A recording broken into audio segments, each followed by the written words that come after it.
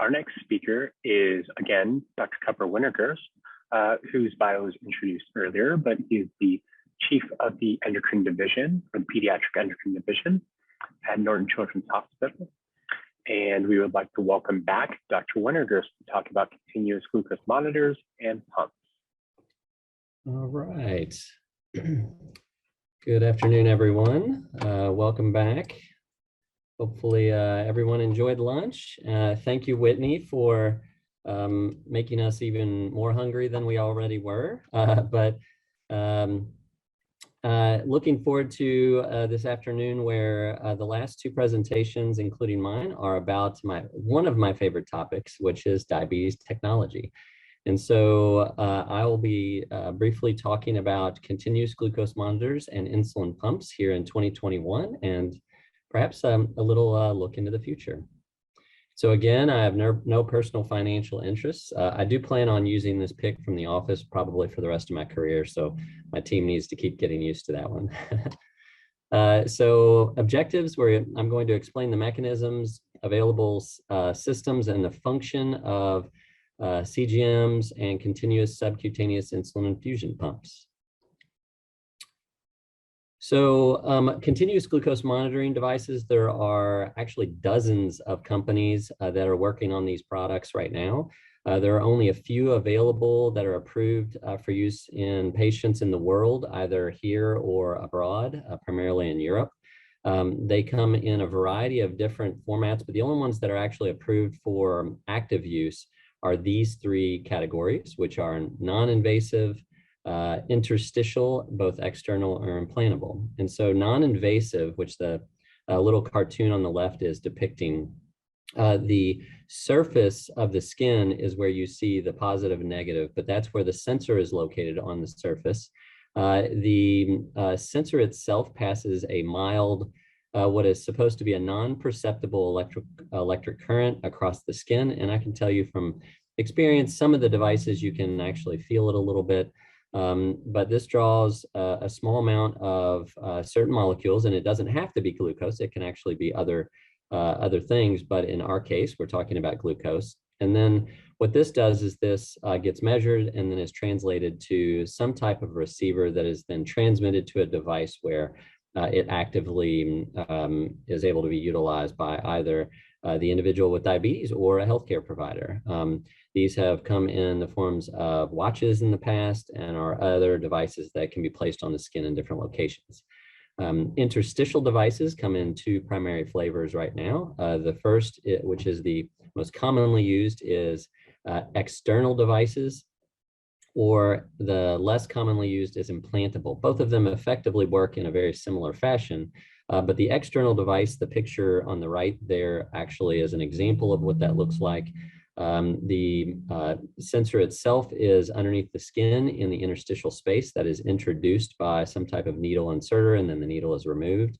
The sensor measures the interstitial fluid, the glucose, and then reports it back. Basically, the data goes back to a transceiver, which then either by Bluetooth or some other broadcasting waveform sends it to a device for us to be able to utilize the data. Implantable sensors, which I'll show here momentarily, are even more interesting, but there's only one device currently available. So these are some examples of CGMs. All of these products on the screen are available in some part of the world. The one on the left with that little girl doing a great job of showing us what it looks like on her arm. Up above in the upper left-hand corner is that same device and the different receivers for that information. So that data can go to that watch, that receiver, that company receiver, or even a cell phone. On the far right is another one that is also FDA approved for use in children in the United States. And then the one in the middle is approved for use in Europe and is currently under review by the FDA. At least it was a couple of months ago, so perhaps it might have been moved. But right now, that one is a device that is non-invasive. So we do have one in the world that is currently available. Here's another couple of examples of the interstitial pumps. Some of them do not broadcast far enough to be able to be used outside of having to hold some device right over top of it. But in the main, they are able to transmit the information far enough to be able to go to something like a cell phone. And this is the implantable device that I wanted to mention again. And so this type of interstitial continuous glucose monitoring device is actually implanted in an office. It is primarily in adults. It's approved for use in adults in the US currently, and they are seeking FDA approval up to 6 months of age. At last count a few months ago, it was still at 3 months, but they're moving towards that. And what you do is you insert that underneath the skin, and then through the technology is a reversible non-binding fluorescence hydrogel, but it operates in a very similar fashion to transmitting that information up to some type of receiver, that little grayish black oval circle looking device that is on the screen as well as on the woman's skin on her arm is that receiver, and then that transmits by Bluetooth to a cell phone or some type of receiver. Now that actual transceiver can actually be removed off and on, so you don't have to wear it, but you won't actually get active data, although it does have a mechanism that can alert the person if their glucose is going low. Now, the reality is that we all live in a mobile world, and diabetes technology is no different. They have taken advantage of that fact and have used it very effectively. And so it has been a wonderful boon to our patients, particularly our teenagers and young adults. But the other group that has greatly benefited is our young patients, because you can actually share this information on multiple devices. And so if a toddler, for example, at daycare is wearing some type of CGM that is able to transmit to a receiver, their phone locally, then the parent could actually have that shared to their device at work, halfway across the city, and be able to respond to that and communicate with the daycare or the school. It also can be shared with something like a smartwatch, as you can see. So really quite fantastic for being able to use this data effectively for day-to-day management. Now, what about when we're looking to take a higher level look and approach the data in a formalized way so that we can make active changes to an individual's management plan? And so this is just a snapshot, because when we actually do this in the practice in our center, we often are downloading a dozen or more pages of data that we analyze. But on the left-hand panel, you see just a general overview where it shows the mean glucose, sensor glucose, which is the orange line in the middle, and interquartile ranges. Up above, you see that the patient is in target range 45.3% of the time, and then high or low at certain percentages. And then you see some measures of variability, the coefficient of variation and the standard deviation. And we use all that information to make dose adjustments. Our target goal for when a patient is wearing CGM is to get their glucose values 70% or more in target range.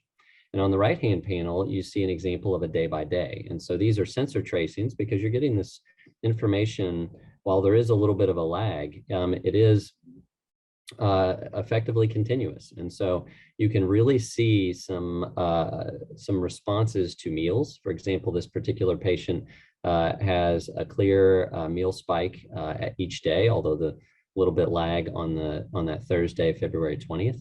But each of these tracings enable us to make some really great treatment decisions. And so continuous subcutaneous insulin infusion pumps, we don't actually say that over and over again in the practice. Frankly, we just call them pumps. And the kids will often call themselves pumpers.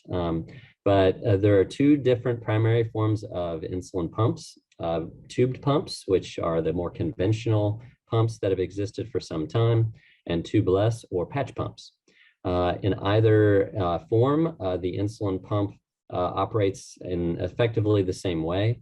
Insulin goes from a device, either a tube, from a device that goes all the way through a tube, or directly on the skin, and it goes the insulin goes into the interstitial space where it gets absorbed, and then it takes action.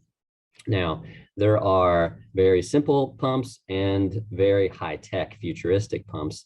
And here at the Wendy Novak Diabetes Center, we take advantage of the most advanced technology. Now, the functions of a number of pumps, and I'll show some examples of those. Some of those are not approved for use in children and are largely used for type 2 diabetes, such as the single dose bolus. So that is a patch pump that is one on the skin, where you just press a button on the side of the pump and it gives a certain incremental dose of bolus insulin. There is also a fixed basal with single dose boluses, where you put this device on and it provides a certain amount of insulin hour after hour that's exactly the same, cannot be programmed, and then you can give single dose boluses. And then there's fancy, which is what we like. That's programmed basal and bolus delivery so that it matches the needs of the individual person and is not fixed.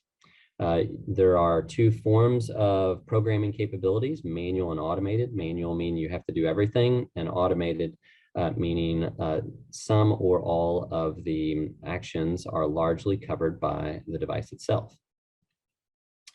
And so I wanted to show a comparison between multiple daily injection plans versus pumps. And so this is from an old article, 2012, but the multiple daily injection plan is demonstrated on the top, and that is insulin action. So along that little graph at the top is a demonstration of when you give an insulin injection, you would see that spike rise and then steady fall over about a 4-hour period for a fast-acting analog insulin, for say to cover food. And then you see the dotted lines are once or twice daily long-acting insulin injections that could be given.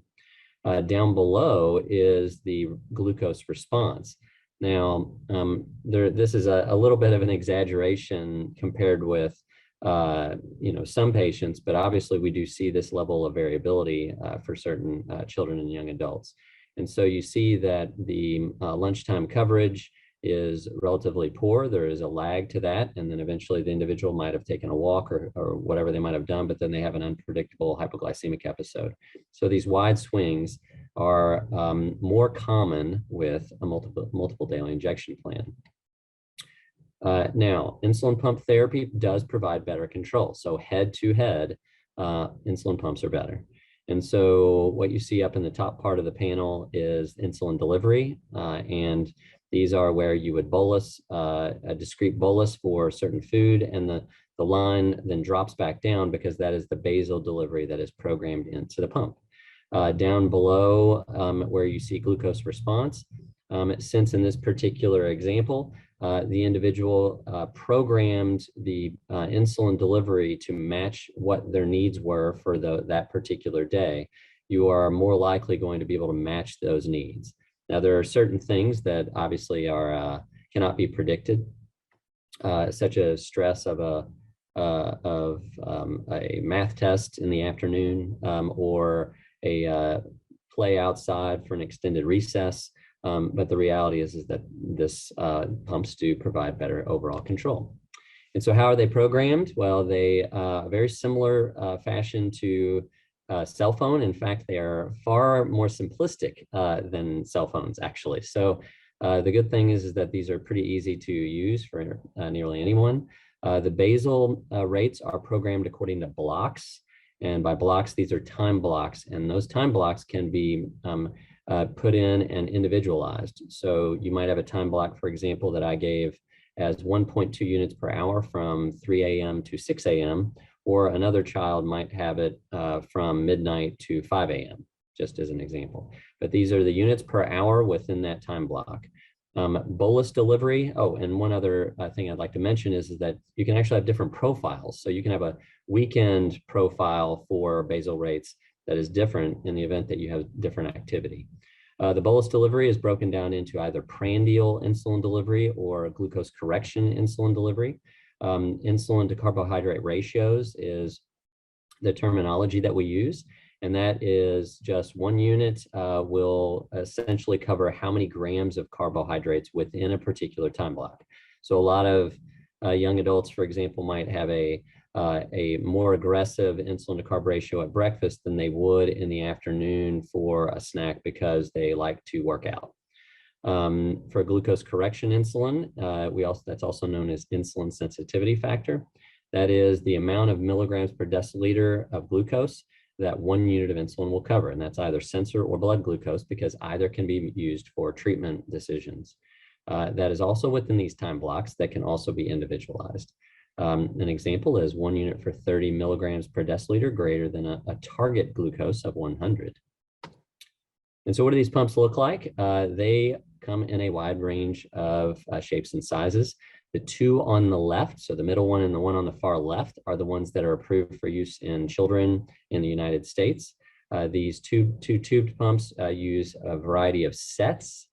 And so what we mean by infusion sets are how the insulin is delivered at the site. And those sites, many pumps are FDA approved for the site delivery to be a particular place, such as the abdomen.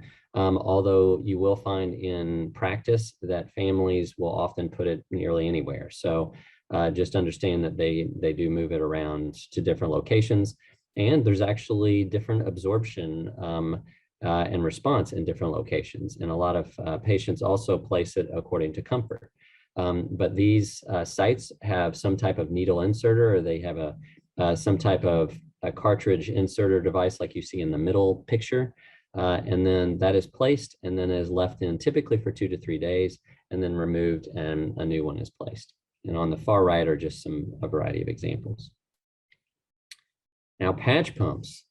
So patch pumps also come in a wide variety of shapes and sizes. There is only one available patch pump that is approved for use in children with diabetes in the United States, and that one is on the left-hand side. Well, it's actually demonstrated by that adorable little girl in the middle. She's wearing the pump on her right leg and a CGM actually on the right arm.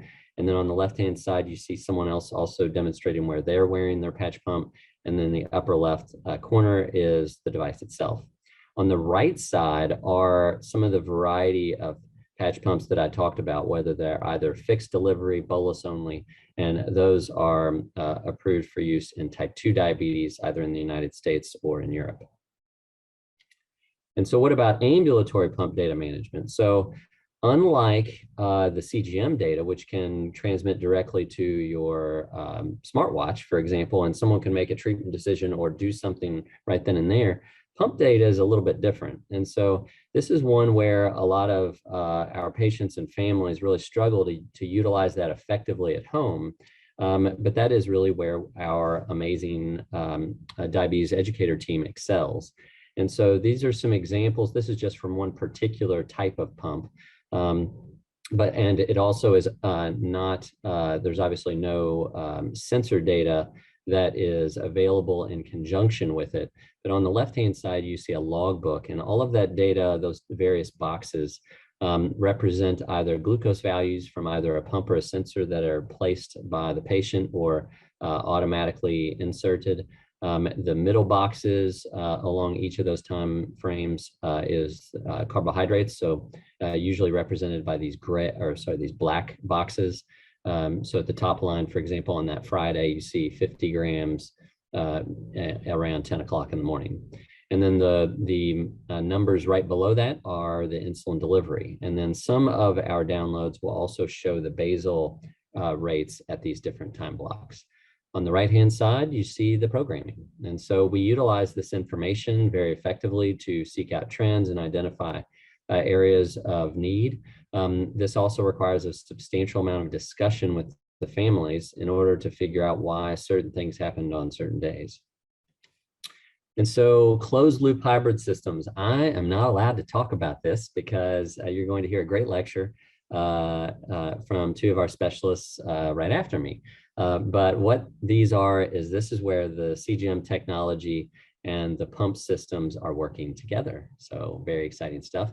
The two on the outer edges are approved for use in children in the United States, and the one in the middle is not. But I just did want to point it out that it is approved for use in Europe.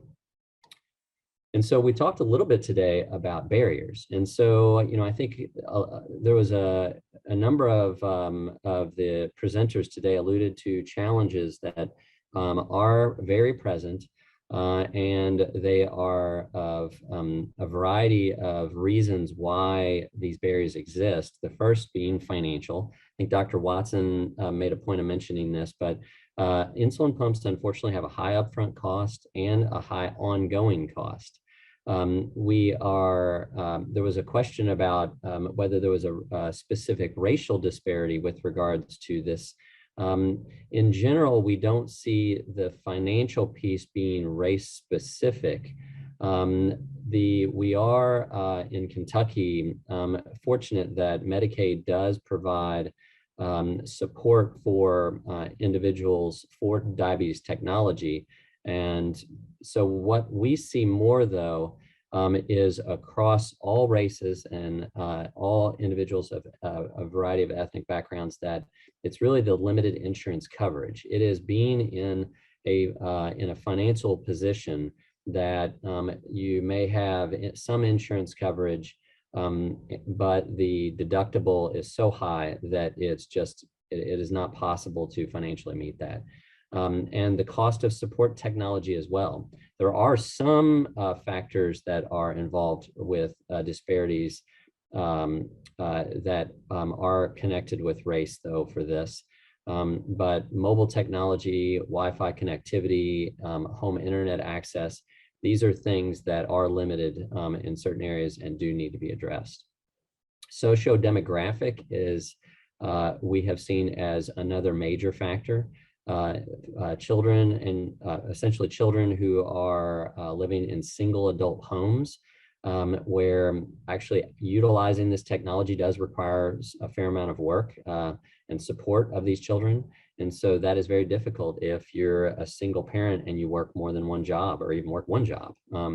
Also the age of adult support, that the age of the caregivers can be some level of a barrier. As there is hesitancy that we need to work through. And we try to do a very good job of supporting those individuals. Also individuals who have or who are not as advanced in their educational background often have hesitancy. And we work really hard to support our families and these individuals every day when they're utilizing this technology. And the last is community healthcare support. So we may have a very supportive home situation. You may be able to afford all of the expensive technology, but what do you do if the school or your work environment or your healthcare provider in your particular area where you live doesn't know how to support its use? And those are also major barriers. And it's one where I mentioned we provide 24-hour support, and that's very, very important. We also have a strong diabetes educator team that without them, we would not have even half the number of patients on insulin pumps and CGM devices without their incredible support. All right, last couple slides, new technology on the horizon. So I love talking about what's coming up. Now, this could have actually been an entire presentation all by itself. So instead, I restrained myself to only what we know is coming out. And we think these 3 products will be out next year. Now, we can't guarantee that, but we know that they're in front of the FDA and going through that process. And so we have a high hopes and expectations. So what you see here is that middle panel is actually from the same company that that's one of the companies we use for continuous glucose monitoring systems. And so on the person's holding on the left finger the current size of the current device, and on the right finger is actually the one that's coming out. So it is integrated in with the transmitter. It's also has a much smaller profile. So we're looking forward to seeing how it performs. On the right-hand side is a new closed loop system that, again, I will hold back from talking about, but we hope to see that on the horizon next year. And then on the left-hand side is one of our current companies that we use where they have a tubed pump, and this is their essentially their patch pump. So that's something very exciting. So I want to thank you for your attention, and looking forward to any questions once we have time to review them. Thank you very much.